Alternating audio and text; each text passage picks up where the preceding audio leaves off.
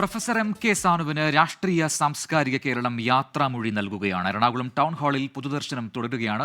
മുഖ്യമന്ത്രി ഉൾപ്പെടെയുള്ളവർ അന്ത്യോപചാരം അർപ്പിച്ചു. ഔദ്യോഗിക ബഹുമതികളോടെ വൈകിട്ട് 5-ന് കൊച്ചി രവിപുരം ശ്മശാനത്തിലാണ് സംസ്കാരം. നിതിൻ അംബുജൻ എറണാകുളം ടൗൺ ഹാളിൽ നിന്ന് തത്സമയം ചേരുന്നു. നിതിൻ, ആയിരങ്ങളാണ് സാനുമാഷ്ക്ക് അന്ത്യോപചാരം അർപ്പിക്കാൻ അവിടെ എത്തുന്നത് ടൗൺ ഹാളിൽ. ഇപ്പോൾ പൊതുദർശനം എത്ര മണിക്കൂറിലേക്ക് കടക്കുന്നു? വിവരങ്ങൾ എന്താണ്?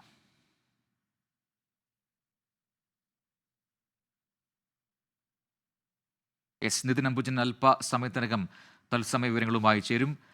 നിതിൻ, കേൾക്കാമെങ്കിൽ? അവിടെ പൊതുദർശനം ഇപ്പോഴും തുടരുകയാണ്. വൈകിട്ട് 5 മണിക്കാണ് സംസ്കാര ചടങ്ങുകൾ ഉണ്ടാവുക എന്ന് അറിയിച്ചിരുന്നു. ഇപ്പോൾ എത്ര മണിക്കൂറിലേക്ക് കടക്കുകയാണ് പൊതുദർശനം? ആരൊക്കെയുണ്ട് ഇപ്പോൾ അവിടെ?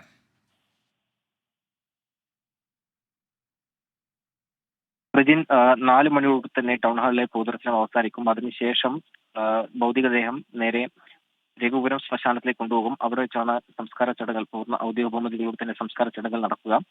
അല്പസമയം തന്നെ 24 എഡിറ്റർ ചീഫ് പി ജെയിംസ് 24-ന് വേണ്ടി ആദരാഞ്ജലി അർപ്പിച്ചു. അതോടൊപ്പം തന്നെ സാമൂഹിക രാഷ്ട്രീയ രംഗത്തെ നിരവധി പ്രമുഖരാണ് ഇന്ന് സാനുമാഷിനെ കാണാനായി അവസാനമായി ഒരു നോക്ക് കാണാനായി ഇവിടേക്ക് എത്തിയത്. മുഖ്യമന്ത്രി പിണറായി വിജയൻ, അതോടൊപ്പം തന്നെ പ്രതിപക്ഷ നേതാവ് വി ഡി സതീശൻ, കൂടാതെ സംസ്ഥാന മന്ത്രിമാർ ജോസ് ഗ്രൂപ്പ് ചെയർമാൻ ഗോകുലം ഗോപാലൻ എന്നിവരൊക്കെ ആദരാഞ്ജലി അർപ്പിച്ചു. നേരത്തെ സൂചിപ്പിച്ച പോലെ തന്നെ രാവിലെ 10 മണിക്കാണ് ടൗൺ ഹാളിൽ പൊതുദർശനം ആരംഭിച്ചത്.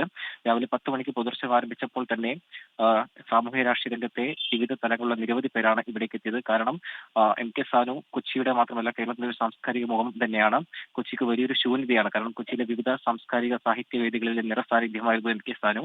അതുകൊണ്ട് തന്നെ ഈ ഒരു വിയോഗം കൊച്ചിയിലെ സാമൂഹിക സാംസ്കാരിക രംഗത്ത് വലിയ ശൂന്യതയാണ് ഉണ്ടാക്കുന്നത്. നിലവിൽ ഇപ്പോൾ പൊതുദർശനം അതിന്റെ അവസാന ഘട്ടത്തിലേക്ക് പോവുകയാണ്. ഇപ്പോഴും ആളുകൾ എം കെ സാനുവിനെ അവസാനമായി ഒരു നോക്ക് കാണാനായി ഇപ്പോൾ വന്നുകൊണ്ടിരിക്കുകയാണ്. 5 മണിയോട് തന്നെ രഘുപുരം ശ്മശാനത്തിലേക്ക് അവിടെ വെച്ച് സംസ്കാര ചടങ്ങ് നടത്താനാണ് ഇപ്പോൾ തീരുമാനിച്ചിരിക്കുന്നത്. 4 മണിയോട് തന്നെ ടൗൺ ഹാളിൽ നിന്ന് ഭൗതികദേഹം രഘുപുരം ശ്മശാനത്തിലേക്ക് കൊണ്ടുപോകും. ഇന്നലെ വൈകിട്ട് 5:35-നായിരുന്നു അദ്ദേഹത്തിന്റെ അന്ത്യം സംഭവിച്ചത്. കഴിഞ്ഞ മാസം 24-നാണ് അദ്ദേഹം വീട്ടിൽ നിന്ന് വീണ് പരിക്കേറ്റതിനെ തുടർന്ന് ആശുപത്രിയിൽ ചികിത്സ ചെയ്ത് പിന്നീട് ന്യൂമോണിയ അടക്കം ബാധിച്ചിരുന്നു. അതോടുകൂടി തന്നെ അദ്ദേഹത്തിന് ആരോഗ്യ പ്രശ്നം അലട്ടുകയായിരുന്നു. അങ്ങനെ നിതിൻ അംബുജനാണ് എറണാകുളം ടൗൺ ഹാളിൽ നിന്നും വിശദാംശങ്ങൾ നൽകിയത്.